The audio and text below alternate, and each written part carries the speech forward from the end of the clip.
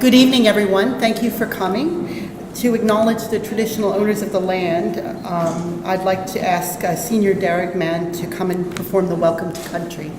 Thank you, Joanne. Budjari ladies and gentlemen, that is good evening in Darug language. First off, I'd like to pay respects to my elders, both past and present. I'd like to honour my ancestors, and I'd also like to pay respects to Muka, the Sky Father, and Ganiti Kun, Mother Earth. For without Mother Earth, we don't have anything. Everything that surrounds us, our cars, our mobile phones, our cameras, everything comes from Mother Earth. So I'd like to pay much respect to her. Now, my name's Lex, I'm a Darug man. I'm actually from the Wamali clan over in Prospect. Today we meet on the Watamatigal country, part of the Darug nation here. And I'm fortunate enough to be allowed to perform a welcome for you, and I'd like to thank Macquarie University for inviting me here once again. And I always say when I come down to the gallery, it's like coming to visit family, because I come here that often. Now, I'd like to explain a welcome to country to people, because some people don't know why we perform a welcome to country. In Australia, there is over 300 different countries and over 300 different languages and dialects. Boundaries were respected. Like I said, I'm a Darug man. My country coast right throughout Sydney and right up to the Blue Mountains. And just over the top of the Blue Mountains is Wiradjuri country. Now, traditionally, if I wanted to pass through Wiradjuri country, I wasn't allowed just to walk through there and hunt and gather food. I would sit on the borders and I would light a fire. I would send up smoke and wait to be approached by a traditional custodian. They would come and ask me my business. I could be passing through country to gather important information from my family, to share knowledge about ceremony, etc., or just to visit family. They would put me through a smoking ceremony, a cleansing ceremony, and usually a corroboree would follow. I love this exhibition. It's beautiful, and I see a lot of knowledge and a lot of communication in these books. And it resonates with me because with our Aboriginal culture, I visit a lot of sites throughout the bush. Now, we didn't have written knowledge passed down by our elders, but our rock engravings and our rock paintings share similar knowledge that you see around you today, where we learn how to behave and be good to our fellow human being, and that's in our art sites and our rock engravings. And I see a lot of that here today, knowledge and communication. So without further ado, I'd like to say Warami, Miriga, Darug Baranga. That is welcome, friends, to Darug country. Didgeridoo, thank you. I'm Joanne Sparks. I'm the University Librarian here at Macquarie University, and I'm happy to see that books have an afterlife. I'm quite thrilled. My favorite one is the World Book back there, the World Book Encyclopedia.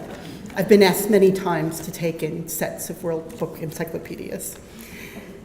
This exhibition relates to the way contemporary art practice has used the book as a medium in which to explore ideas, narratives, and to use it as a construction to explore current issues, exacting the immediate effects, responses, and stories attached to each condition.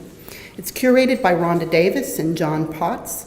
The show contains photography, video, artist books, paintings, sculpture, and installation.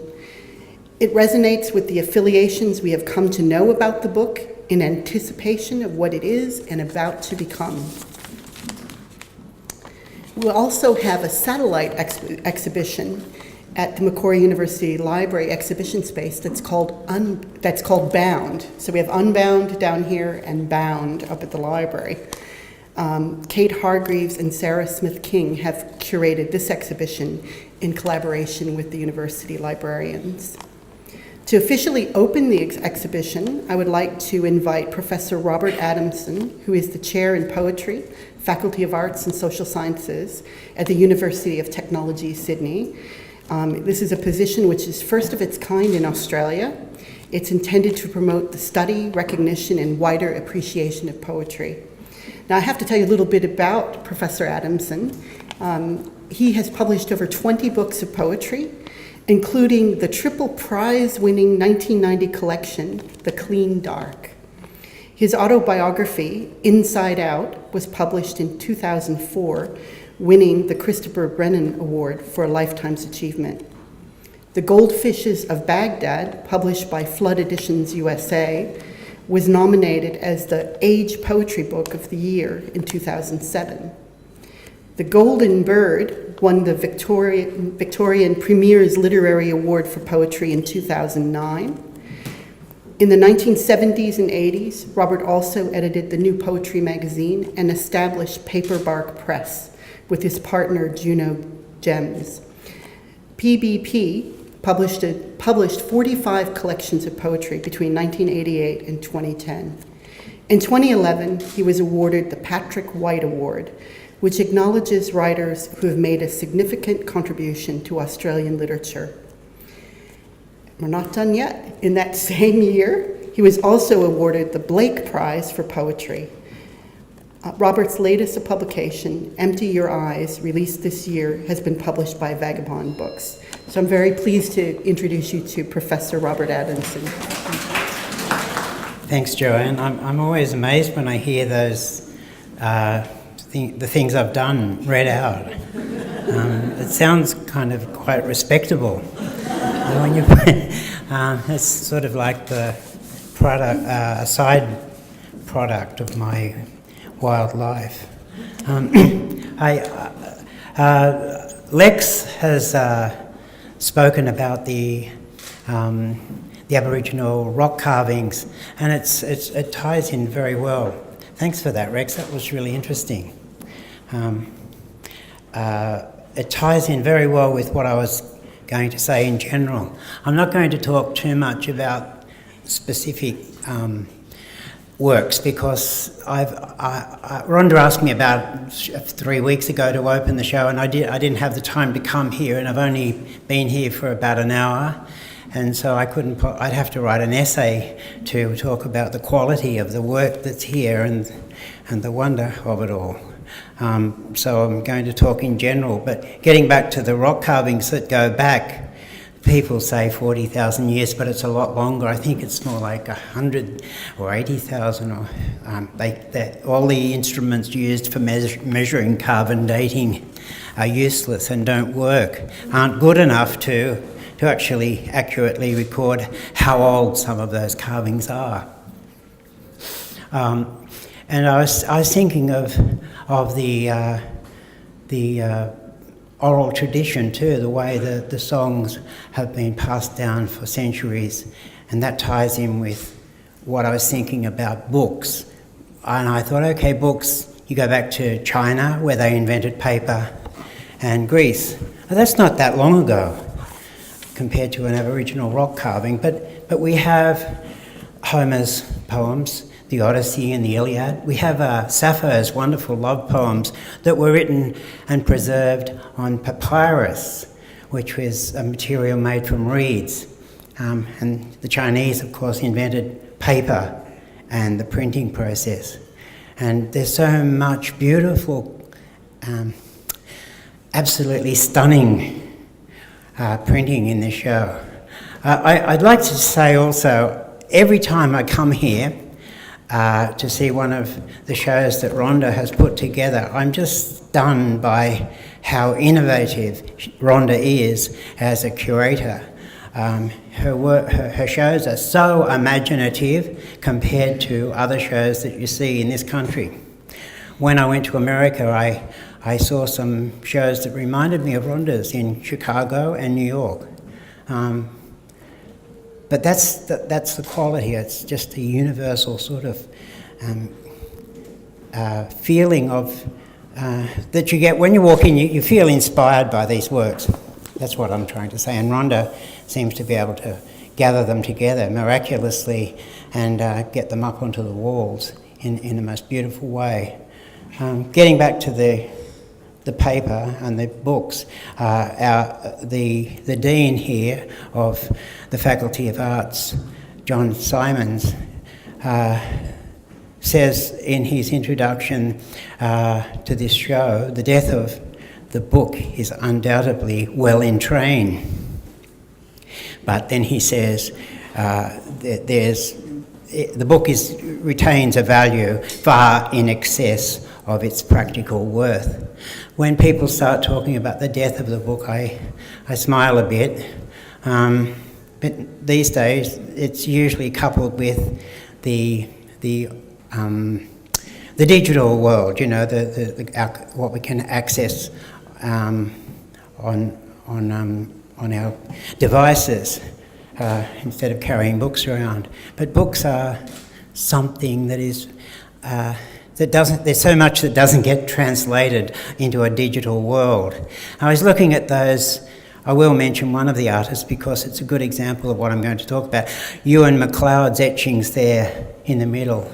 They're from copper plates, and they're just a magnificent example of that particular type of way of producing art. I was reminded of William Blake when I saw those. I've seen some copper plates of William Blake's. I had the privilege to actually hold one, and with gloves on, but it was a very similar, intimate and powerful kind of feeling you get. There was a professor at Oxford whose name was R.F. Leavis, who is not so popular these days for the simple reason that he actually claimed that some things were better than others. He would say, this book is better than that book. And after the sort of deconstructionists and the Marxists, critics of the 60s, 70s, 80s, 90s, that sort of judgment is frowned upon. But I like it. I think it's great. It's good to know that one man who's spent his life studying books can actually say this one is a better one than that one and give you a reason, write an entire book about why he thinks that book is better than this one. What he used to do with his students, there was always a couple of bright sparks in his classes, and usually they were the ones that weren't so keen on continuing an academic life, and he had to find a way of keep getting their interest in. And he would pick out the smartest Alec in the room, and he had a first edition copy of John Keats's poems. There's only 3 copies in existence of this book, and he would say to the students, this is John Keats's book, it's a first edition. And then he would hand it to the student and say, hold it in your hands and open. They'd been studying Keats's poems for 6 months beforehand, so they had some respect for the work. But he said, hold it and just feather your way through the pages. And then he said, when you actually hold a book like this, it reminds us that Keats lived not so long ago. That kind of charm a book has, that as an object is a very real thing.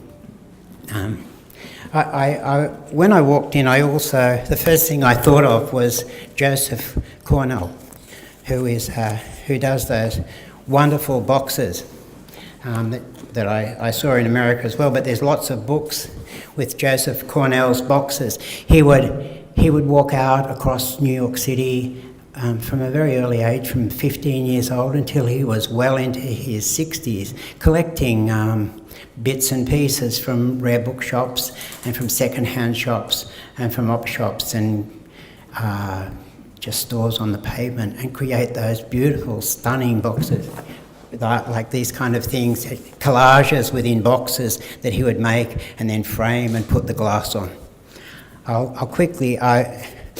I'm not going to give you a lecture about Cornell, but I'll read out a poem.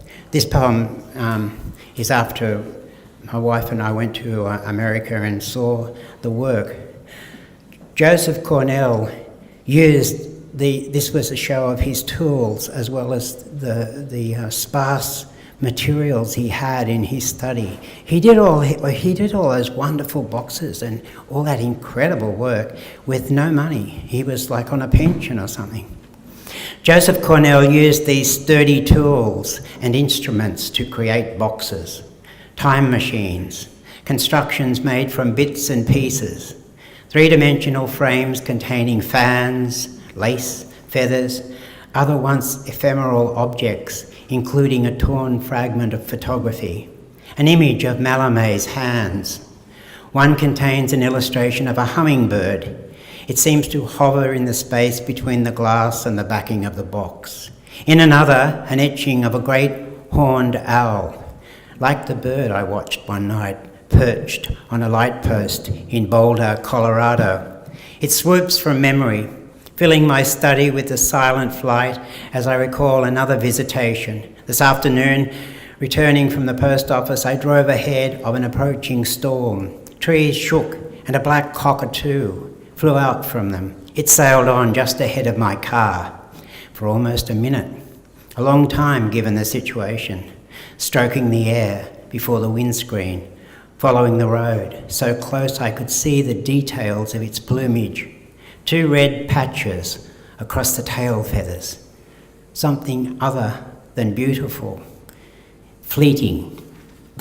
And it's getting back to the idea of a book. When you bring up books, people say, how long will they last? Meaning, will they be taken over by the digital age, or how long before they fall apart? After all, some of the fragments of Sappho's writings on papyrus are only a few thousand years old, maybe 2,000, 2,500 years old. Will it last? The idea is of a fleeting thing, but fleeting in terms of time is, what does that mean? When we have Aboriginal rock carvings that you can touch and think, wow, this is 40,000, 60,000, 80,000 years old, and there it is. In the same way that Professor Leavis hands a first edition of John Keats's poem, book of poems, to a student and says, you can sense that he lived not that long ago. Thanks. Robert, we'd like to present you with a thank you. And I think it might have books in it.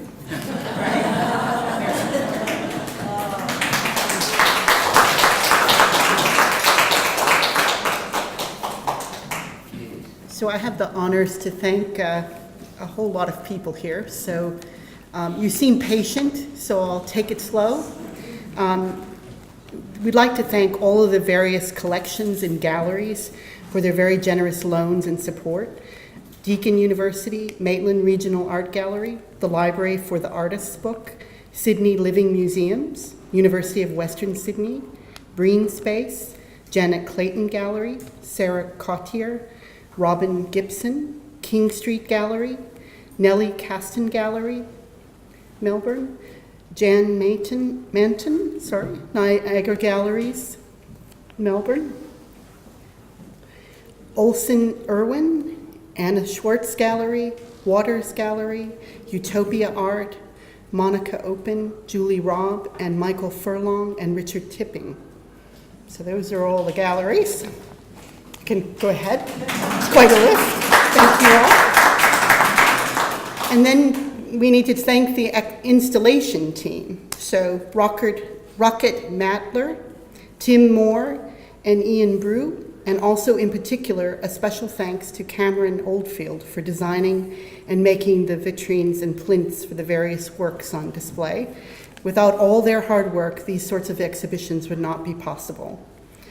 And then finally, to all the artists who have given tremendous support in allowing their works to be included in these 2 amazing exhibitions, we hope that you will all enjoy the exhibition. And last thing I have to say, and we can go back to our canapes, is to join us tomorrow morning at 10:30 a.m. for an artist talk by Chris Bond and Angela Cavalieri. And check the Art Gallery's website for other upcoming events associated with this exhibition. So thank you very much.